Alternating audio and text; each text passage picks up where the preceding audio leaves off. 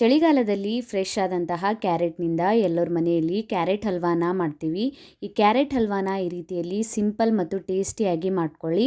ಬಾಯಲ್ಲಿಟ್ಟರೆ ಕರ್ಗೋಗ್ಬಿಡುತ್ತೆ, ಅಷ್ಟು ಟೇಸ್ಟಿಯಾದಂತಹ ಕ್ಯಾರೆಟ್ ಹಲ್ವಾನ ಮಾಡ್ಕೊಳ್ಬೋದು. ಇಲ್ಲಿ ನಾನು ಕೆಂಪು ಕಲರ್ ಇರುವಂತಹ ಕ್ಯಾರೆಟನ್ನು ತೊಗೊಂಡಿದ್ದೀನಿ. ಚಳಿಗಾಲದಲ್ಲಿ ಫ್ರೆಶ್ ಆದಂತಹ ಈ ಥರ ಕ್ಯಾರೆಟ್ಗಳು ಸಿಗುತ್ತೆ. ಆರೆಂಜ್ ಕಲರ್ ಕ್ಯಾರೆಟಿಂದ ಮಾಡ್ಕೊಳ್ಬೇಡಿ, ಅಷ್ಟು ಸರಿಯಾಗಿ ಟೇಸ್ಟ್ ಬರಲ್ಲ. ಈ ಥರ ಕ್ಯಾರೆಟಿಂದ ಕ್ಯಾರೆಟ್ ಹಲ್ವಾನ ಮಾಡ್ಕೊಳ್ಳಿ, ತುಂಬಾ ಟೇಸ್ಟಿಯಾಗಿರುತ್ತೆ. ಸರಿಯಾಗಿ ವಾಶ್ ಮಾಡ್ಕೊಂಡು ಮೇಲ್ಗಡೆ ಸಿಪ್ಪೆನ ಪೀಲ್ ಮಾಡ್ಕೊಂಡಿದ್ದೀನಿ. ಇನ್ನೊಂದು ಸಲ ಸರಿಯಾಗಿ ವಾಶ್ ಮಾಡ್ಕೊಂಡಿದ್ದೀನಿ. ಇದರ ಮೇಲೆ ಮಣ್ಣು ಜಾಸ್ತಿ ಇರುತ್ತೆ, ಅದಕ್ಕಾಗಿ ಈಗ ನಾನು ಈ ಥರ ದೊಡ್ಡ ಗ್ರೇಟರನ್ನು ತೊಗೊಂಡಿದ್ದೀನಿ. ಇದರಿಂದ ಕ್ಯಾರೆಟನ್ನು ತುರ್ಕೊಳ್ಬೇಕು. ಸ್ವಲ್ಪ ದೊಡ್ಡದಿರುವಂತಹ ಗ್ರೇಟರನ್ನು ತಗೊಳ್ಳಿ, ಜಾಸ್ತಿ ಸಣ್ಣ ಮಾಡಿಕೊಂಡ್ರೆ ಟೇಸ್ಟ್ ಬರೋದಿಲ್ಲ. ಅದಕ್ಕಾಗಿ ಈ ಥರ ನಾನು ಈಗ ಕ್ಯಾರೆಟನ್ನು ಈ ಥರ ತುರ್ಕೊಂಡಿದ್ದೀನಿ. 1 kg ಅಷ್ಟು ಕ್ಯಾರೆಟನ್ನು ತೊಗೊಂಡಿದ್ದೀನಿ ನಾನು. ಈ ಕ್ಯಾರೆಟ್ ಹಲ್ವಾನ ಮಾಡೋದು ಈ ಥರ ಟ್ರೆಡಿಷ್ನಲ್ ಮೆಥಡ್.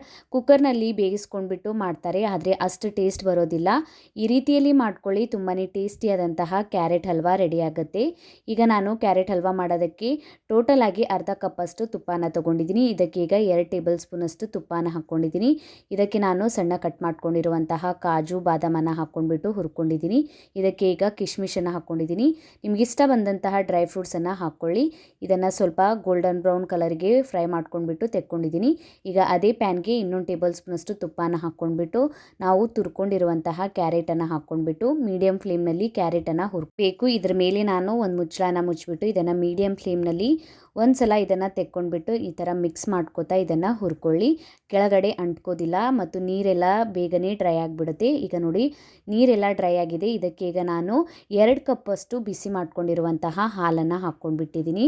ನೀವು ತಣ್ಣಗಿರುವಂಥ ಹಾಲನ್ನು ಯೂಸ್ ಮಾಡ್ಕೊಳ್ಬೋದು, ಆದರೆ ಬಿಸಿ ಹಾಲನ್ನು ಹಾಕ್ಕೊಂಡ್ರೆ ಟೆಂಪ್ರೇಚರ್ ಮೇಂಟೈನ್ ಆಗಿರುತ್ತೆ.